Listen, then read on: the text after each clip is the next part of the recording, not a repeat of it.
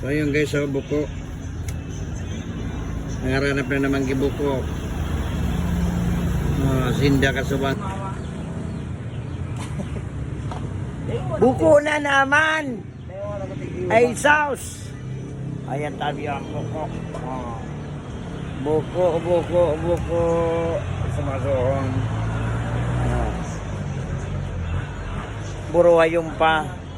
Kaya ang pandok taga rin ang buko.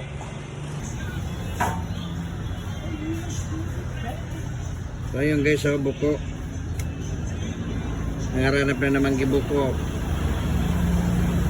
Sinda kasubanggi. Sinda man sana sa nangaranap gibuko. Kaya ako yan na ang buko. Ano ang luto kay ni? Ano ang masiram na luto kay yan? Bukod sa adobo sa gata. Ay so, pwede na siya maging sisig. Ay balunta daw. Sisig, ano pa ito? Ano pa nga ni? So pwede nga lutuon tabi kay ning buko. Iso nagiriro ko pati iso nagiriroan pa.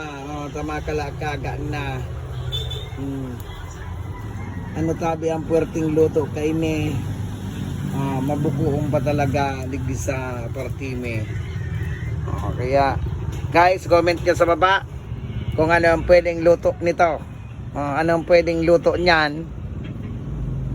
Lutuon ta na. Ayan, Portuguese ulam, buko. Buko. Ayan tabi ang Portuguese ulam ta. Nasa kawa ang buko. Takloban ka na. Wala nang buko.